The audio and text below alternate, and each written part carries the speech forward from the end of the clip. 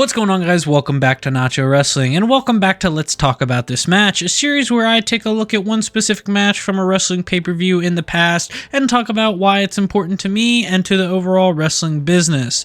And in today's episode, we are traveling back to 2015 to the takeover era of NXT to take a look at Sasha Banks versus Bayley at the inaugural NXT Takeover Brooklyn. But before we get into the match, as always, be sure to like, comment, subscribe, hit the bell to stay up to date on all things Nacho Wrestling, and if this is your first time watching a Nacho Wrestling video, why don't you consider hitting that subscribe button and sharing this video with your friends. First off, we're going to take a look, as always, as why this match sticks with me personally. And for me, and a lot of other people, I think this match sticks with me and sticks with us in general because it proved that women's wrestling can be just as big of a draw as the men's wrestling.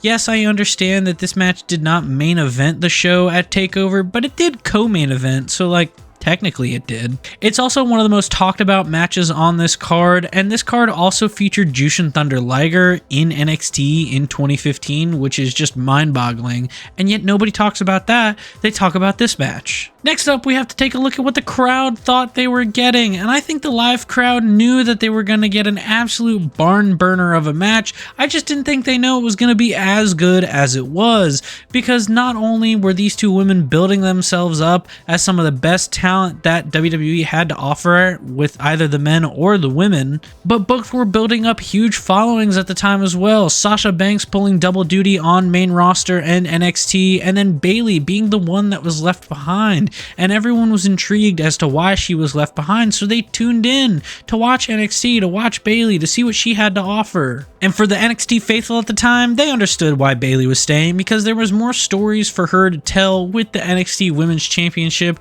than there were for her to join the rest of the four horsewomen on main roster. The moment everything clicked, in my personal opinion, has got to be when Sasha went and hit that bridging double knee strike, where she drops the knees down. I don't know what it's called. I don't think it has a name, but she hit that move from the top rope onto Bayley, and it was one of the best moments in the match. And from that point on, they were working a very fast-paced, high-octane sort of style, something that we don't really see the women do back in 2015, but we would start to see them do a lot more often after this match, because this match, if nothing else, set a standard for the women to live up to going forward. What does this match prove about professional wrestling, you may ask? Well, if nothing else, like I said at the top of the video, I think this match proves that professional wrestling, whether it be men or women's wrestling, can be impactful, can be told in a very short, sophisticated way, because there was no super big thrills to this feud.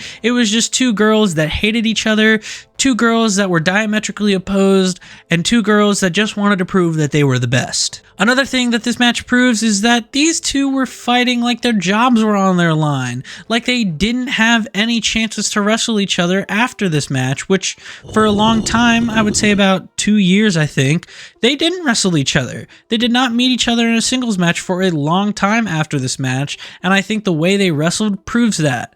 And if nothing else, I think this match proves that every match should be wrestled like that. It should be wrestled like you are going to lose your job if you don't perform well. I think this match still matters today because for both women, it proved that they could hang with the best of them. It proved that they could be top draws for the company. And of course, Sasha, Mercedes Moné, whatever you want to call her, would go on to do a lot of other things outside of the WWE, but I don't think that would have happened if it wasn't for the success of this match. I don't think Vince McMahon or Stephanie or whoever gave Vince the idea to push Sasha as one of the bigger stars in the modern era of women's wrestling on the main roster, I don't think it would have happened if it wasn't for this match. I don't think Bayley would have become a tentpole of the women's division for WWE over the past few years if it wasn't for this match. This match solidified these two as superstars, which I know a lot of people hate that term, but I mean, it's a good term. I'm not gonna lie, it's not a terrible term. Well, that is it for today's video. Let me know what you think about the Sasha Banks Bayley match from NXT TakeOver down in the comments below, and let me know what you think of their overall feud as well down in the comments below. It's been something that I've thought about doing a video essay on for a long time now. Let me know if that's something you'd be interested in. Like I said, let me know about all that stuff down in the comments. Be sure to like, comment, subscribe, hit the bell to stay up to date on all things Nacho Wrestling, and I will see you guys next time.